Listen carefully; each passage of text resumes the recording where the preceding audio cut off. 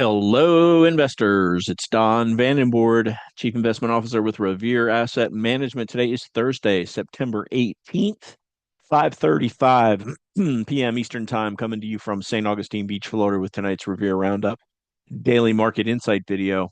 Market state, we continue to be in an uptrend. Check the trend gauge over here. We've got the coveted four green arrows indicating market leaders plentiful and acting well. And all six of the major indexes that we discuss in these videos are trending above their short-term 21-day moving average, medium-term 50-day moving average, and long-term 200-day moving average. We use this simplistic gauge to keep us on the right side of the market, both in regard to indexes and leading stocks. So what happened today? FOMC meeting yesterday, and the outcome of it, from what I read last evening, this would be Wednesday evening, was that it was really seen as dovish, although there were some positives and negatives in there. But the bottom line is that in addition to the rate cut yesterday, two more rate cuts seem certain, unless we get some very strong economic data. But two more rate cuts seem certain by the end of the year. Overnight with the futures, the market liked it. We gapped up 0.4% on the S&P, 0.8 on the NASDAQ 100, and small caps did not give that gap up back at all. Most of the strength was in the gap and the morning, and then we went tight for about 5 hours. But all in all, some pretty good breadth and a strong day for the market. Small caps breaking out of their 4-year base, making an all-time high that led the rally. Here are the final numbers. The 21 over 21 up a very nice 1.9% on average, 17 up, 1 neutral, 3 down. The Turbo 12 up 1.3%. This is smoothed a little bit because of a huge day by MET-C. 7 up, 5 down there. Bit of a surprise, the big eight basically flat, only up 0.04%. So this indicates right away that it was the big cap tech names were not driving the rally today, but it was broad amongst tech. RG8 with very nice numbers here, all 8 positive, up an average of 2.1%. S&P 500 up 0.5%, equal weight up 0.65. NASDAQ 100 up 0.9%, equal weight up 1.2.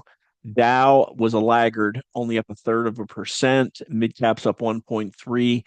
The leading index, the Russell 2000, up 2.5%. Global 60/40 up 0.16.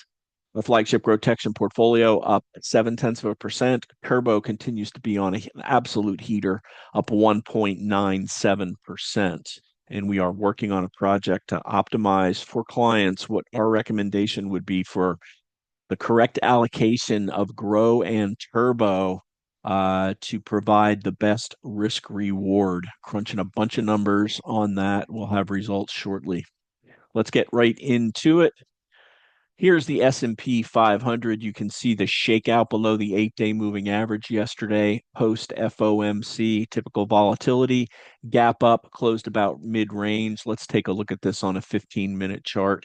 You can see the volatility post FOMC. Later in the day, off the lows, a little bit of a pullback, almost a cup with a handle, gap up, put the lows in within the first 15 minutes.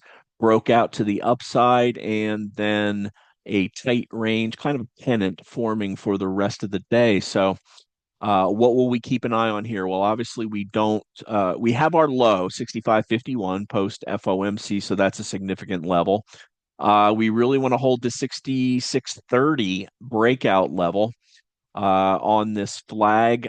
Ideally, bulls, you want to see the breakout to the upside of this pennant slash flag.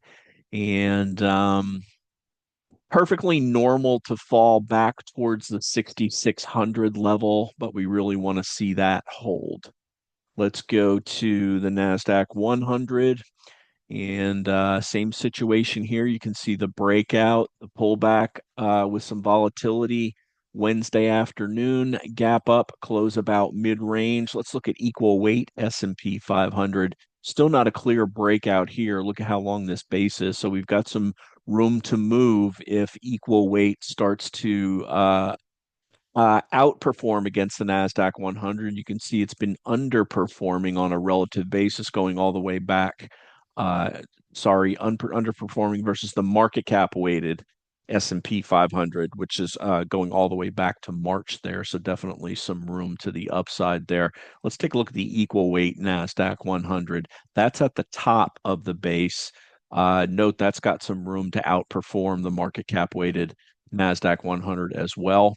Dow Jones Industrial Average, new highs, nothing wrong with that. The only index that has not made a new high, S&P 400 mid cap, but it's close. Now let's go to the party index, Russell 2000. Let's look at it at a monthly basis. And there's a couple important things here. One, you can see the highs on this, prior highs on this, all the way back in November of 2021. We had a false breakout above that level in November of 2024, and one heck of a shakeout in April of this past year with that was one corresponded to the tariff tantrum that the market threw. But let's draw a couple lines here. And there you are. This is basically a cup with a violent high handle and finally a breakout above that level. So you say, great, we finally played catch up. We haven't at all played catch up. I'm talking about small caps against the larger caps, particularly in this case, we'll talk about the S&P 500, because look at the relative strength line, how terrible it's been going back to 2021, but not just 2021. Let's go all the way back to 2014 was when small caps made a relative high. So what's the bottom line there on a relative basis? With we've got a lot of room to run on small caps, and especially when you consider how richly valued the S&P 500 is. It's near historical highs on forward-looking PE.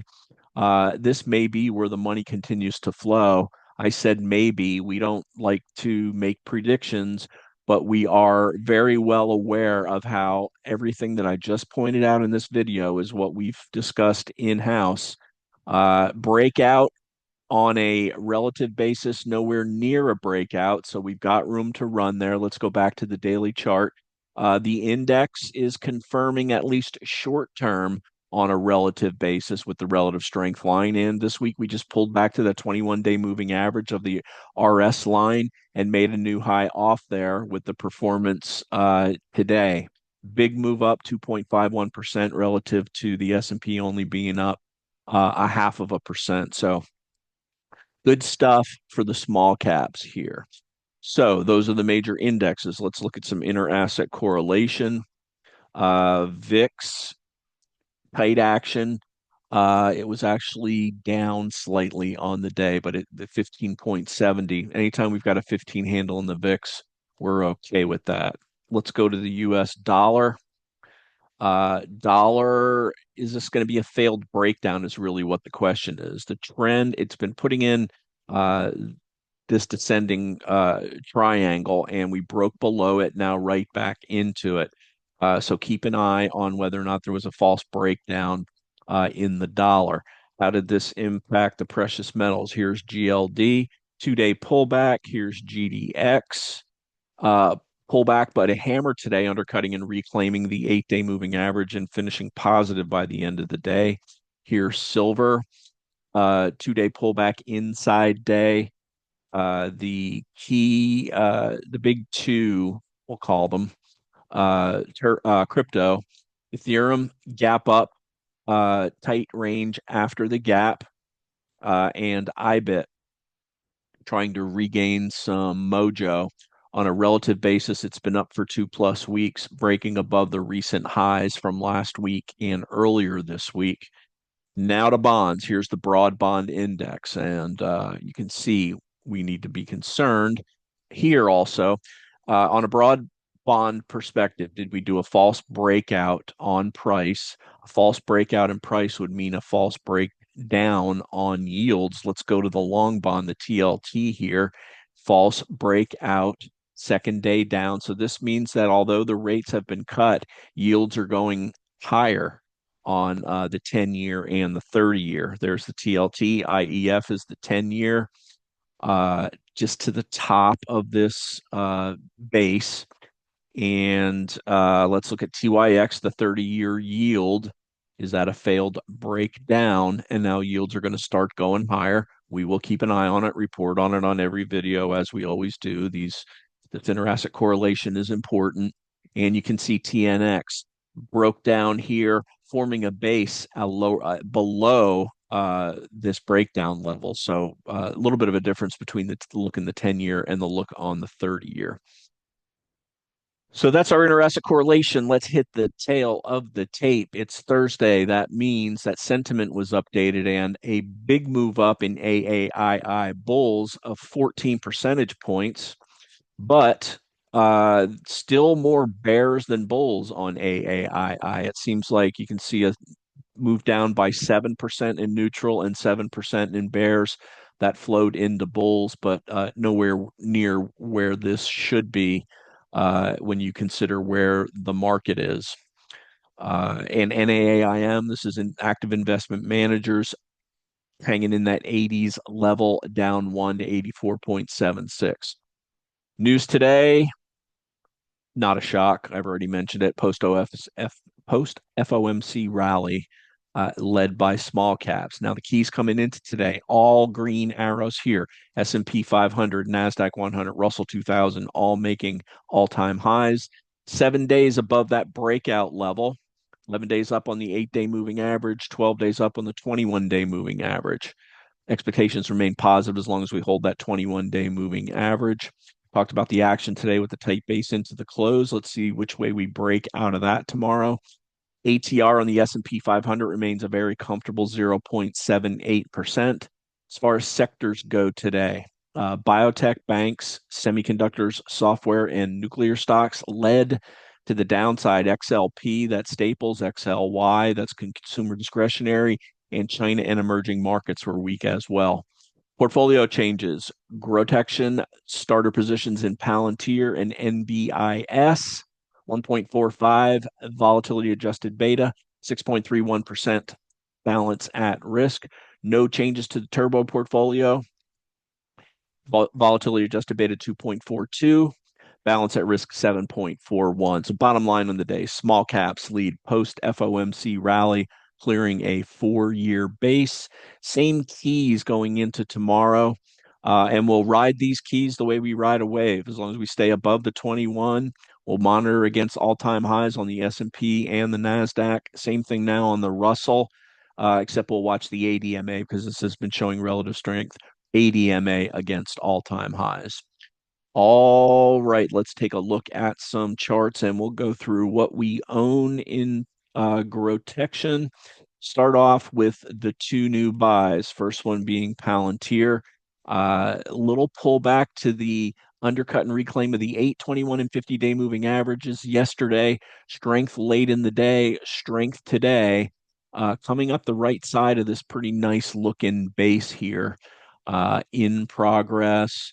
Broke a little downtrend line here. Volume was nice, so a starter position there, and also an NBIS, which had a big gap up U-turn it's working on. Pullback right to the 8-day exponential moving average. Faded a little bit in the afternoon, but good low risk entry to trade against these recent lows and the 8-day moving average. Those are the two new positions. Let's go through what we've been holding. Hood, new high before reversing and giving a little bit back. Same thing with Reddit. SE holding the 21-day moving average. MongoDB inside day with some afternoon strength there. Tesla made a new high and then reversed. DoorDash making a new high after bouncing off the 21 yesterday. And MP off the 21. Nice up day, almost 8%. Let's take a look at the turbo longs. Some of these overlap with what we own in GROTECTION, but A-Lab continues to just be a beast, as well as Bloom Energy. We showed Tesla in Hood, Tempest AI, putting in a nice little flag here. Alibaba riding the 8 EMA higher. Solana gapping up to new highs. LEU 2-day pullback. Strength came in up 14% off the 8-day moving average. And Irene pulling back, riding the 8 EMA higher. Those are our holdings. They look good. We've got stops. We keep raising them and riding the wave. And with that, I will wrap it. As always, like to hear from you. The email is don@revereasset.com. The phone's 855 Real Wealth. That's 855-732-5932. Our flagship portfolio is named GROTECTION. It's more aggressive and butt kicking as of late. Partner sister portfolio TurboTection, run by Connor and Ted. We design common sense rules. What other aspect of your life, when it's going well, don't you make changes? Well, we do. When things aren't going well, we get the heck out of the way in the market. If you don't go outside without an umbrella if it's going to rain. You don't dress in a winter parka if you're going to the beach. That's just dumb. So is sitting in a weak market. And we discuss it every night here on video. Problem with typical advisors and their portfolios is they're underinvested during bull markets and overinvested during bear markets. Not at Revere, because we're trend followers, and we describe it every night in video here. Riding the wave right now as the market makes new all-time highs. If you're interested in this approach, give us a shout. And with that, I will wrap it for Thursday, September 18th. This is Don Vandenbord with Revere Asset Management, telling it like it is. Just the facts here at Revere, no opinions. Thanks for listening and have a great day.